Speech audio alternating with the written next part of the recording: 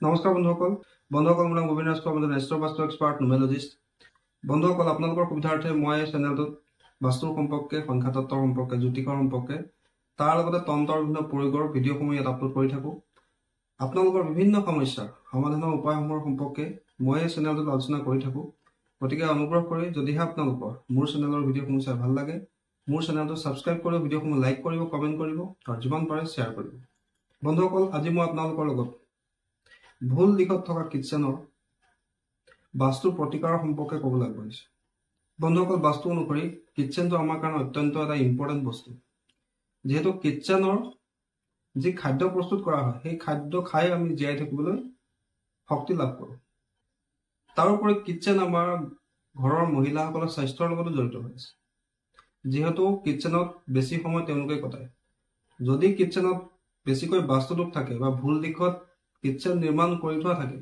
তেন্তে তাৰ সকলোতকৈ বেছি বেয়া প্ৰভাৱ পৰে ঘৰৰ মহিলাসকলৰ ওপৰত যেহেতু তেওঁলোকে কিটচেনত বেছিকৈ সময় কটায় আপোনাৰ যদি কিটচেনটো ভুল দিশত থাকে ভুল দিশত নিৰ্মাণ কৰি থোৱা থাকে তেন্তে আপোনাৰ ঘৰত শাৰীৰিক সমস্যা আৰ্থিক সমস্যা পাৰিবাৰিক কণ্ডল আনকি মানসিক সমস্যা পৰ্যন্ত হ'ব পাৰে বন্ধুসকল সঠিক দিশত যদি আমি কিটচেন নিৰ্মাণ কৰোঁ তেন্তে সেই কিটচেনত নিৰ্মাণ কৰা খাদ্য অতিকে জুতি লগা হয় সেই কিটচেনত ভাত ৰন্ধা মহিলাগৰাকীৰ স্বাস্থ্য সদায় ভালে থাকে তেওঁৰ মন সদায় প্ৰফুল্লিত হৈ থাকে তেওঁৰ শৰীৰ মন সুস্থ হৈ থাকে আনহাতে নিগেটিভ এনাৰ্জি থকা অৰ্থাৎ ভুল দিশত যদি কিটচেন নিৰ্মাণ কৰা থাকে আৰু সেই কিটচেনতে আপোনাৰ ঘৰৰ মহিলাসকলে খাদ্য প্ৰস্তুত কৰি থাকে তেন্তে তেওঁলোকৰ শৰীৰ মন লাহে লাহে দুৰ্বল হৈ আহে মনলৈ নিগেটিভ চিন্তা আহিবলৈ লয় বা তেওঁলোকৰ স্বাস্থ্য লাহে লাহে বেয়াৰ ফালে গতি কৰে বন্ধুসকল সেইকাৰণে আমি কিটচেন সদায় বাস্তু অনুসৰি স্থাপন কৰিব লাগে বাস্তুশাস্ত্ৰ অনুসৰি কিটচেন আমি দক্ষিণ পূব দিশত নিৰ্মাণ কৰিব লাগে বুলি কোৱা হৈছে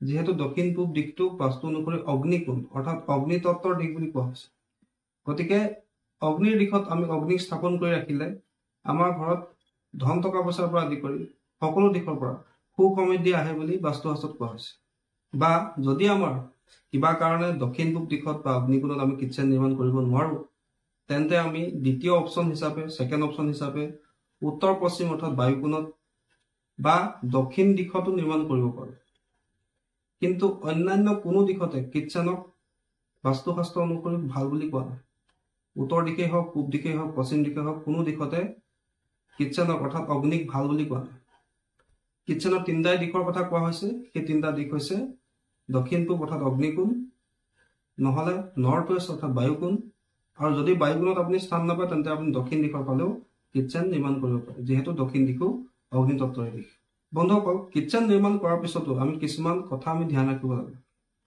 যে কিটচেনত সদায় আমি পূবমুখীকৈ খাদ্য প্ৰস্তুত কৰিবলৈ চেষ্টা কৰিব লাগে আৰু কিটচেনত যি পানীৰ উৎস আছে ধৰি লওক বেচিন আছে পানীৰ টেপ আছে বা ৱাছ বেচিন আছে গেছ ষ্টভটোৰ পৰা পানীৰ উৎসটো অকণমান ডিষ্টেঞ্চত ৰাখিব লাগে যাতে পানী ছিটিকি আহি অগ্নিৰ ওপৰত নপৰে অৰ্থাৎ গেছ ষ্টভটোৰ ওপৰত নপৰে নহ'লে অগ্নিতত্ত্ব আৰু জলতত্ত্বৰ সংঘাত উৎপন্ন হ'ব পাৰে ঘৰত গৃহকণ্ডলৰ পৰা আদি কৰি পাৰিবাৰিক সমস্যাৰ পৰা আদি কৰি পতি পত্নীৰ সংঘাতৰ পৰা আদি কৰি এক্সট্ৰা মেৰিটেল এফেয়াৰ্ছ পৰ্যন্ত হ'ব পাৰে বা ঘৰত আৰ্থিক লোকচানো হ'ব পাৰে যদি আপোনাৰ কিটচেনটো দক্ষিণ পূব দিশত থাকে তেন্তে আপুনি দক্ষিণ পূবত থকা কিটচেনটো পিংক কালাৰ অৰ্থাৎ গোলাপী ৰং বা অৰেঞ্জ অৰ্থাৎ কমলা ৰং কৰিব লাগে যদি আপোনাৰ দক্ষিণ দিশত আছে তেন্তে আপুনি কমলা ৰং বা গোলপীয়া ৰং কৰিব পাৰে যদি আপোনাৰ উত্তৰ পশ্চিম দিশত আছে তেন্তে আপুনি সেই দিশত বগা ৰং বা ক্ৰীম কালাৰ কৰিব পাৰে কিটচেনৰ ৱালত সদায় পাৰিলে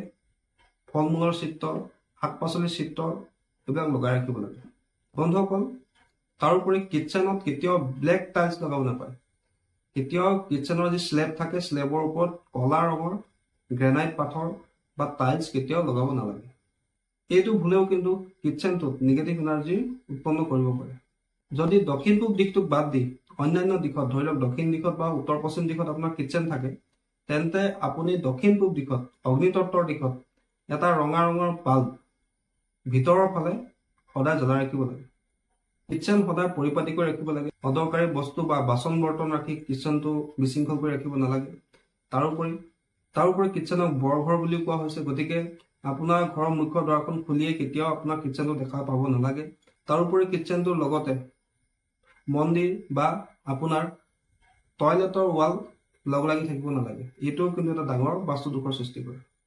যদি আপুনি কিটচেনত ডাষ্টবিন ৰাখে তেন্তে তাক ডেইলি ক্লিন কৰিব। কেতিয়াও লেতেৰা বস্তু পৰি থকা ডাষ্টবিনটো ৰাতিৰ সময়ত চোৱাত কিটচেনত ৰাখি নথব। তাৰোপৰি বায়ু চলাচলৰ কাৰণে সদায় নিজৰ কিটচেনটোৰ পূব দিশত অথবা উত্তৰ দিশৰ ফালে এখন খিৰিকী নিশ্চয় ৰাখিব। তাৰোপৰি কেতিয়াও নিজৰ কিটচেন অৰ্থাৎ য'ত আপুনি ৰন্ধা বঢ়া কৰে সেই স্থানত ঈশ্বৰৰ স্থান অৰ্থাৎ পূজা কৰা স্থান ৰাখিব। এইটো কিন্তু একেবাৰে বাস্তু বিৰোধী কাম। কেতিয়াও আপোনালোকে এইটো কাম নকৰিব। বন্ধুসকল, এতিয়া কথা হ'ল প্ৰত্যেকজন ব্যক্তিৰে ঘৰতে কিটচেনটো দক্ষিণ, উত্তৰ, পশ্চিম বা অগ্নিকোণতটো নাই। কাৰোবাৰ পূব দিশত আছে, কাৰোবাৰ উত্তৰ দিশত আছে, কাৰোবাৰ উত্তৰ পূব দিশত আছে। ভুলবশতঃ অজ্ঞানতাবশতঃ বাস্তুৰ বিষয়ে নজনাকৈ তেওঁলোকে ভুলতে এই দিশত অৰ্থাৎ উত্তৰ দিশত বা পূব দিশত বা পশ্চিম দিশত কিটচেন নিৰ্মাণ কৰিলে। এতিয়া কথা হ'ল যে তেওঁলোকৰ ওচৰত দক্ষিণ পূব দিশত বনাবলৈ কোনো ধৰণৰ অপশ্যন নাই বা উত্তৰ পশ্চিমলৈ নিবলৈও কোনো ধৰণৰ অপশ্যন নাই। এতিয়া তেওঁলোকে কি কৰা উচিত? বন্ধুসকল, প্ৰত্যেকটো বাস্তু দোষৰে প্ৰতিকাৰ আছে। তাৰ কাৰণে কোনো ধৰণৰ ভঙা চিঙা কৰাৰ কোনো প্ৰয়োজন নাই। বন্ধুসকল, বাস্তু হৈছে 5টা তত্ত্বৰ বেলেঞ্চ কৰি ৰখা। 5টা তত্ত্বক আমি কণ্ট্ৰল কেতিয়াও কৰিব নোৱাৰোঁ। জল, বায়ু, পৃথিৱী, অগ্নি, আকাশ, এইকেইটা তত্ত্বক আমি সদায় কণ্ট্ৰল কৰি ৰাখিবৰ কাৰণে বাস্তুৰ সহায় ল'ব পাৰোঁ। এতিয়া কথা হ'ল ভুল দিশত কিটচেন আছে, এতিয়া কি কৰা উচিত? প্ৰথম কথা হ'ল যদি আপোনাৰ কিটচেনটো উত্তৰ দিশত আছে, উত্তৰ দিশটো হৈছে জলৰ দিশ, গতিকে এই দিশত কিটচেন কোনো কাৰণতে শুভ নহয়। এই দিশত কিটচেন থাকিলে কিটচেনৰ যিটো গেছ ষ্টভ আছে, গেছ টেপটোৰ তলত আমি এখন সেউজীয়া ৰঙৰ টাইলছ ৰাখি দিব লাগে। তেতিয়া সেই গ্ৰীণ টাইলছখনে উত্তৰ দিশৰ অগ্নিক কণ্ট্ৰল কৰি ৰাখে। যদি আমাৰ নৰ্থ ইষ্টত থাকে তেতিয়াও আমি আমাৰ সেই গেছ ষ্টভটো নৰ্থ ইষ্টত থকা কিটচেনৰ গেছ ষ্টভটোৰ তলতে গ্ৰীণ টাইলছ এখন পাৰি দিব লাগে। যদি পূব দিশত থাকে তেন্তে আমি সেই পূব দিশত থকা কিটচেনৰ যি গেছ বাৰ্ণাৰটো আছে, গেছ বাৰ্ণাৰ তলত আমি এখন গ্ৰীণ কালাৰ টাইলছ পাৰি দিব লাগে। এনে কৰিলে উত্তৰ পূব বা পূব দিশত থকা সেই কিটচেনৰ অগ্নিক আমি কণ্ট্ৰল কৰিব পাৰোঁ। বন্ধুসকল, যদি আমাৰ কিটচেনটো দক্ষিণ পূবত আছে তেন্তে অত্যন্ত উত্তম বুলি কোৱা হৈছে। দক্ষিণ দিশৰ পিনে আছে তেতিয়াও কোনো কথা নাই, তাতো কোনো ধৰণৰ ৰিমেডি কৰাৰ প্ৰয়োজন নাই। যদি আপোনাৰ কিটচেনটো দক্ষিণ পশ্চিম দিশত আছে তেন্তে সেই দক্ষিণ পশ্চিমত থকা কিটচেনৰ গেছ বাৰ্ণাৰটোৰ তলত, গেছ ষ্টভটোৰ তলত আপোনালোকে এখন হালধীয়া ৰঙৰ টাইলছ ৰাখি দিব। যদি আপোনাৰ কিটচেনটো পশ্চিম দিশৰ পিনে আছে তেন্তে পশ্চিম দিশত থকা কিটচেনটোৰ যিটো গেছ বাৰ্ণাৰ আছে, গেছ ষ্টভ আছে, তাৰ তলতে এখন হালধীয়া টাইলছ আপোনালোকে পাৰি দিব। যদি আপোনালোকৰ উত্তৰ পশ্চিম দিশত আছে তেতিয়াও আপোনালোকে এখন হালধীয়া ৰঙৰ টাইলছ গেছ ষ্টভটোৰ তলত পাৰি দিব, যাতে সেই আকাশ তত্ত্বক অগ্নি তত্ত্বই কোনো কাৰণে ক্ষতি কৰিব নোৱাৰে। বন্ধুসকল, এই ৰিমেডিজটোৰ আঁৰত এটা লজিক আছে যে গ্ৰীণ কালাৰ হৈছে বায়ু তত্ত্বৰ কালাৰ।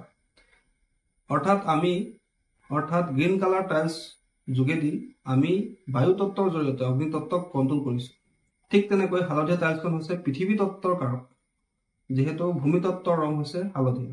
দক্ষিণ পশ্চিম, পশ্চিম আৰু উত্তৰ পশ্চিম দিশত হালধীয়া টাইলছ লগোৱাৰ যোগেদি আমি অগ্নিক ভূমি তত্ত্বৰ দ্বাৰা কণ্ট্ৰল কৰাৰ ব্যৱস্থা কৰিছোঁ, যাতে অগ্নি তত্ত্বই সেই দিশৰ এনাৰ্জিখিনি নষ্ট কৰি নেপেলায়।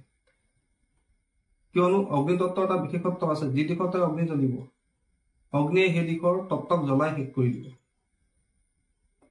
গতিকে পৰাপক্ষত আমি কিটচেন দক্ষিণ পূবত বা অগ্নিকোণৰ পিনেই নিজৰ কিটচেন নিৰ্মাণ কৰিব লাগে। বন্ধুসকল, এইটো একেবাৰে সহজ উপায় আৰু 100% এফেক্টিভ উপায়। আপোনালোকে কৰি চাব, নিশ্চয় আপোনালোকে ইয়াৰ পৰা ভাল ফল লাভ কৰিব। বন্ধুসকল, বজাৰত হালধীয়া ৰঙৰ বা সেউজীয়া ৰঙৰ আপোনালোকে টাইলছ কিনিবলৈ পাব। বৰ বেছিকৈ টাইলছ দৰকাৰ নাই, কেৱল আপোনালোকৰ গেছ ষ্টভটোৰ চাইজৰ এখন টাইলছ আপোনালোকে কিনি আনি গেছ ষ্টভটোৰ তলত আপোনালোকে ৰাখি দিব। এইদৰে আপোনালোকে আপোনাৰ ঘৰত ভুল দিশত থকা কিটচেনৰ সহজে বাস্তুৰ ৰিমেডিজ কৰিব পাৰে। বন্ধুসকল, আশা কৰিছোঁ আজি আপোনালোকৰ কিটচেন কোন দিশত নিৰ্মাণ কৰিব লাগে আৰু কিটচেন যদি আমাৰ ভুল দিশত আছে তেন্তে আমি কি উপায় কৰি সেই কিটচেনৰ বাস্তুটো দূৰ কৰিব পাৰোঁ সেই বিষয়ে আজি আপোনালোকে গম পালে। আশা কৰিছোঁ আজি আপোনালোকৰ এই ভিডিঅ'টো চাই ভাল লাগিলে। যদি ভাল লাগিলে অনুগ্ৰহ কৰি ভিডিঅ'টো লাইক কৰি দিব, কমেণ্ট কৰিব আৰু মোৰ চেনেলটো ছাবস্ক্ৰাইব কৰিব। ধন্যবাদ।